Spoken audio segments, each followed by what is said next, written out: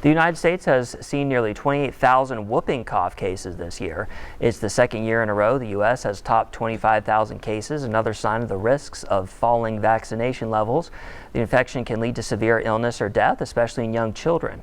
Roughly a third of babies younger than one who has whooping cough require hospitalization. 13 deaths from whooping cough have been reported in the U.S. in 2025, most of them children under a year old.